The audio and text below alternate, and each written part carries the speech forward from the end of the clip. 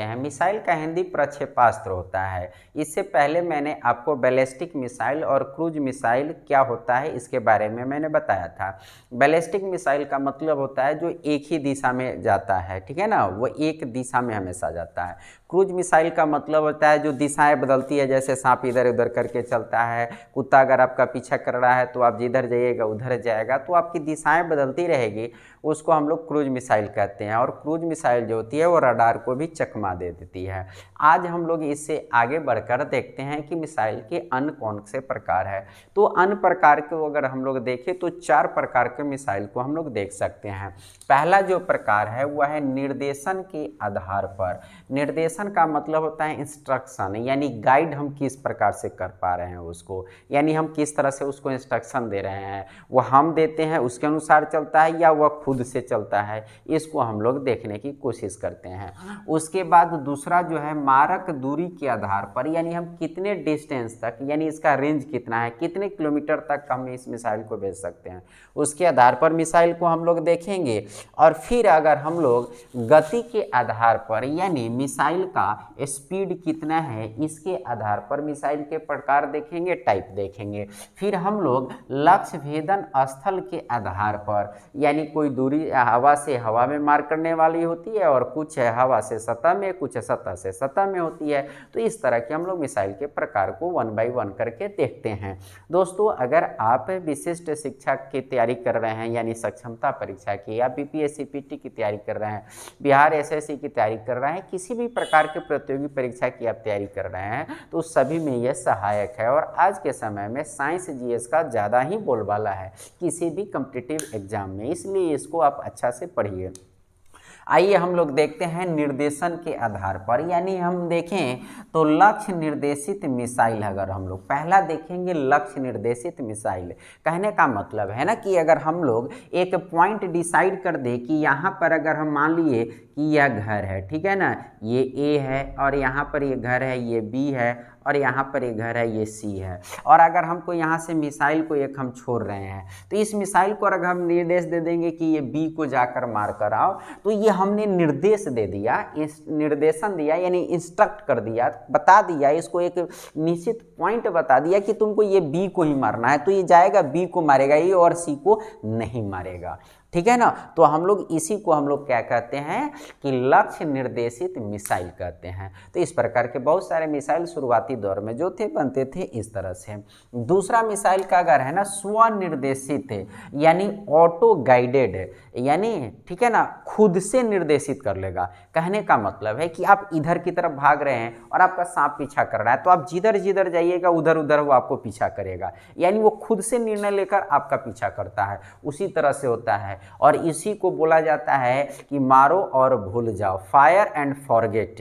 इसी टाइप के मिसाइल को बोला जाता है। अक्सर पूछा जाता है, अगर नाग मिसाइल हमारे देश में बना था, आपको उसका हम 1 बाय 1 करके हर पर एक एक उदाहरण करके और हर एक मिसाइल के बारे में मैं बताऊंगा, और एक काफ़ी इंटरेस्टिंग टॉपिक भी है। लेकिन अभी इसके टाइप को मैं समझा दे रहा हूँ कि बेसिक बातें को समझिए, और आगे चल के जितने भी मिसाइल बने हैं, नाग, अग्नि, पृथ्वी, त्रिशूल, तेजस, बहुत सारे मिसाइल बने हैं, सब किस प्रकार के कौन मिसाइल है, किसकी क्या खासियत, मैं 1 बाय 1 करके बताऊंगा। इसलिए अभी वो ध्यान रखिए, अभी धैर्य रखिए। स्वनिर्देशित मिसाइल का मतलब होता है, इसको फायर एंड फॉरगेट बोला जाता है, दागो और भूल जाओ, मारो और भूल जाओ मिसाइल बोला जाता है, क्योंकि उसको अगर एक बार आप छोड़ दीजिएगा तो वो जिस लक्ष्य को आप निर्देशित कर दिए हैं उसका वो पीछा करते रहेगा, वो घूमते रहेगा पीछा करके और उसी को मारेगा।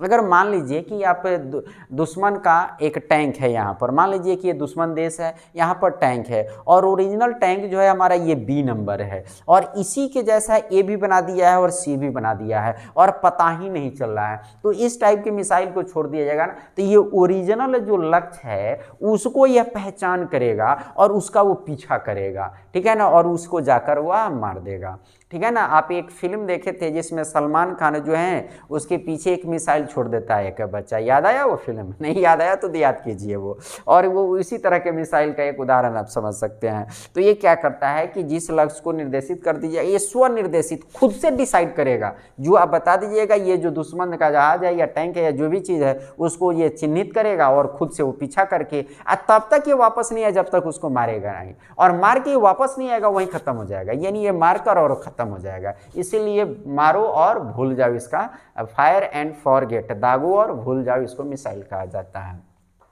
तो स्वनिर्देशित यानी वो खुद से निर्देशित होगा और वो इस तरह का करेगा। उसके बाद है, इसका उदाहरण अपने देश में अगर कहते हैं तो नाग मिसाइल इसी प्रकार का है।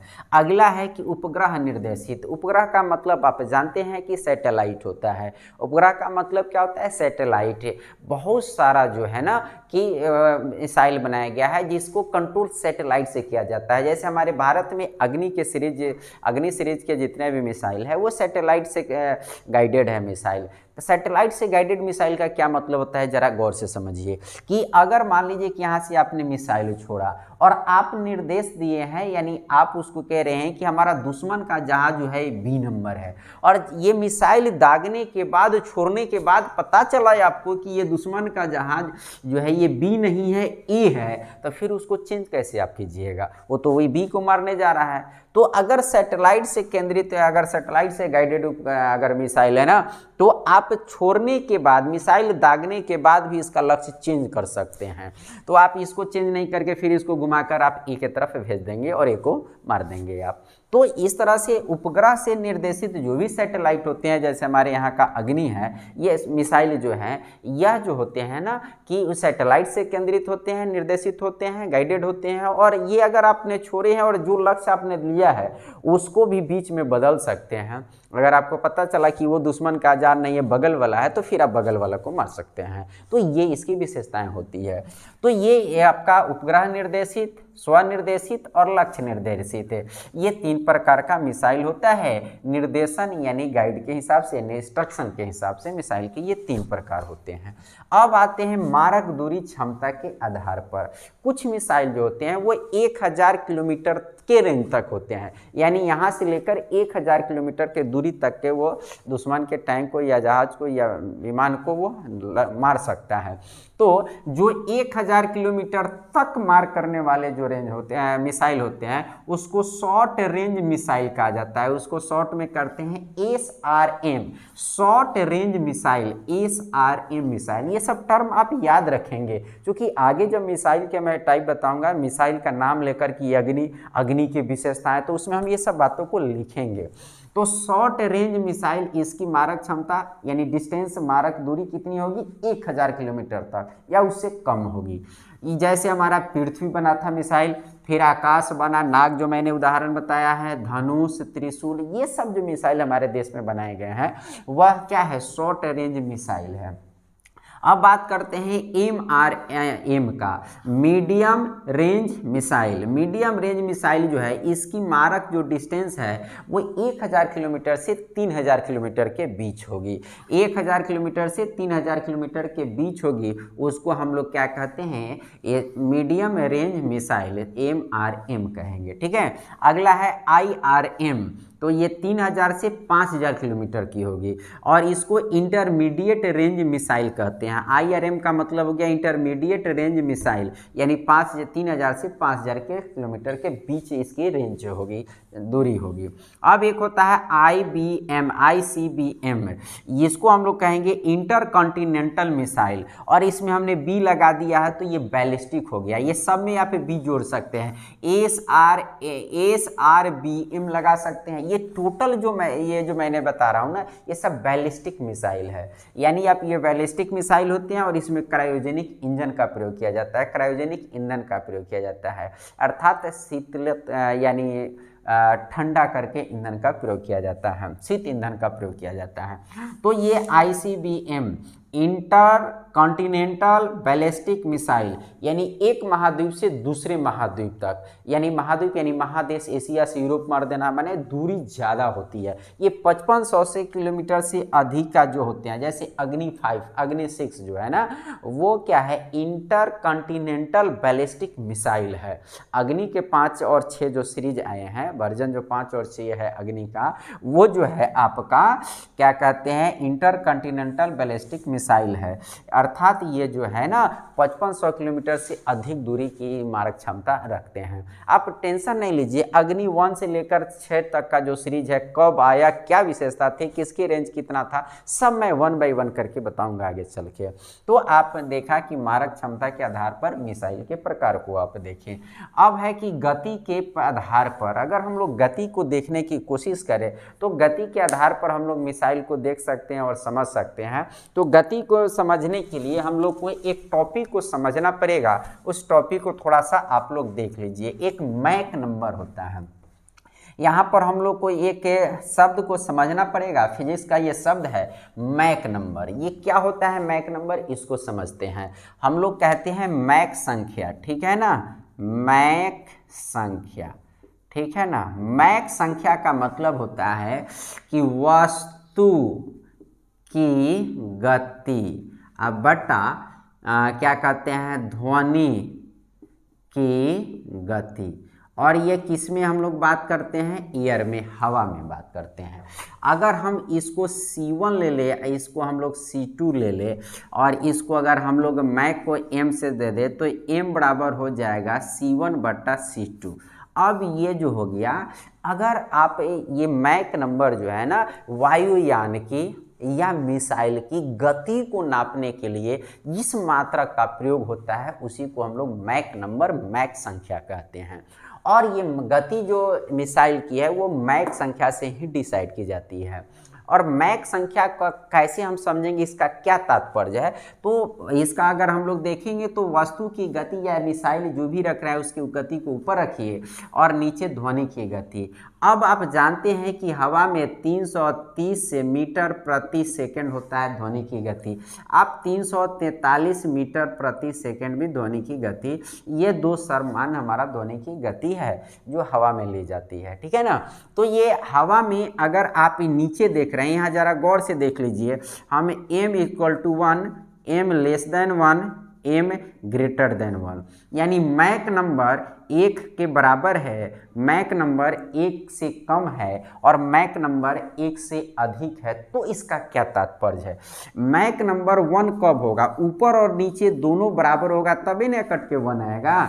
तो ये अर्थात जो है वस्तु की गति और ध्वनि की गति अगर बराबर है तो उसका मैक नंबर 1 होगा, अर्थात इसमें C1 बराबर C2 होगा।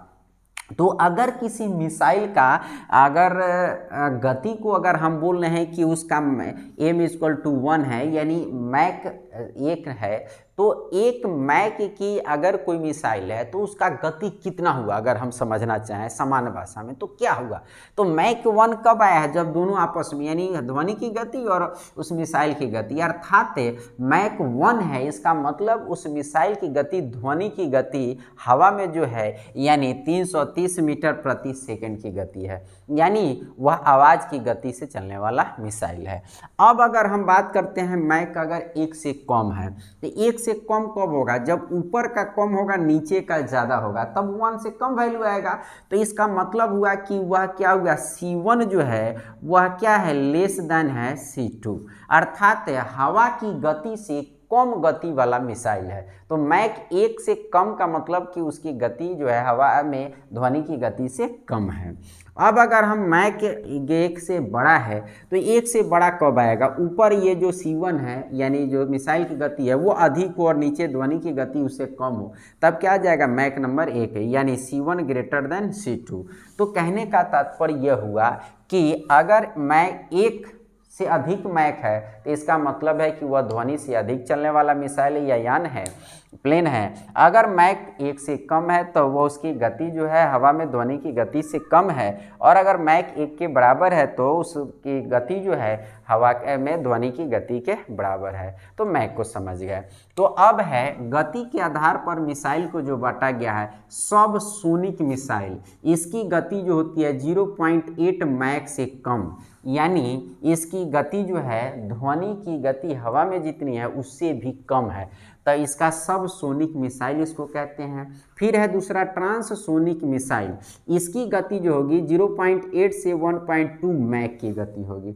फिर अगला है सुपरसोनिक मिसाइल, ये शब्द आप अक्सर सुनते हैं, ये VVI है, वेरी वेरी इंपॉर्टेंट है, ये अक्सर पूछ देता है कि सुपरसोनिक मिसाइल की गति कितनी होती है। तो सुपरसोनिक मिसाइल की गति जो है मैक 1.2 से 5 मैक के बीच होती है, यानी 1.2 से 5 मैक के बीच की गति अगर किसी मिसाइल की है तो उसको हम लोग सुपरसोनिक मिसाइल कहते हैं। अब एक होता है हाइपरसोनिक मिसाइल। हाइपरसोनिक मिसाइल, इसकी गति जो होती है ना वह होती है 5 से 10 मैक के बीच होती है। और एक होती है high supersonic missile. High supersonic missile अगर है तो इसकी जो गति है 10 मैक से अधिक होती है, यानी बहुत ज़्यादा स्पीड होती है, ये बहुत खतरनाक होंगे, ये आप समझ गए। अब आते हैं हम लोग ये लक्ष्य भेदन स्थल के हिसाब से, यानी जगह के हिसाब से देखते हैं कि मिसाइल के कौन कौन से प्रकार होते हैं। तो इसमें हम लोग देखते हैं तो SAM हम लोग देख लेंगे, SSM देख लेंगे, AAM देख लेंगे, ASM देखेंगे। एस का मतलब है सरफेस और ए का मतलब है एयर, ठीक है ना, AIR एयर, और एम का मतलब है मिसाइल। तो हम अगर देखते हैं लक्ष्य भेदन स्थल के आधार पर मिसाइल के प्रकार, तो ASM surface to air, S से सरफेस, ए से एयर, एम से missile, surface to air missile, यानी सतह से ऊपर की तरह इस तरह से मार करेगा, यानी सतह से हवा में, सतह से वायु में। तो SAM मिसाइल यानी surface to air missile, SSM surface to surface missile, सतह से सतह में मार करने वाली। अब कौन कौन मिसाइल सतह से सतह, ये सब उदाहरण बताएंगे, आप हड़बड़ाइए नहीं, आप इंतजार कीजिएगा। तो ये सतह से surface to surface missile SSM। अब है AAM यानी एयर टू एयर मिसाइल, यानी हवा से हवा में मार करने वाली, वायु से वायु में मार करने वाली मिसाइल। फिर है ASM एयर टू सतह, एयर टू सरफेस, यानी हवा से सतह में मार करने वाली मिसाइल। तो इस तरह के मिसाइल के 4 प्रकार होते हैं। तो अगर मैं बताऊं तो मिसाइल के मोटा मोटी 5 प्रकार होते हैं। एक अगर हम लोग देखें कि मार्गदर्शन के आधार पर, तो वो हमने क्रूज मिसाइल और बैलिस्टिक मिसाइल, यानी हमें ये देखे थे कि बैलिस्टिक मिसाइल एक ही दिशा में जाएगा, क्रूज मिसाइल दिशाएं बदलेगी और रडार को चकमा देगी। फिर दूसरा हमने देखा निर्देशन के आधार पर विभिन्न प्रकार के मिसाइल देखा, फिर मारक दूरी क्षमता के आधार पर देखा, और फिर गति के आधार पर देखा, और फिर लक्ष्य भेदन स्थल के आधार पर देखा। तो ये सब मिसाइल के प्रकार होंगे। अब अगला क्लास में मैं ये बताऊंगा कि कौन मिसाइल किस टाइप के हैं और उसकी विशेषताएं क्या है, और उसके भारत में मिसाइल कार्यक्रम का किस तरह से विकास होता है, और उसमें डॉक्टर APJ अब्दुल कलाम की क्या भूमिका रहती है, और प्रारंभिक जो 5 मिसाइल का ये जो लक्ष्य रखा गया था उसके बारे में हम लोग अगले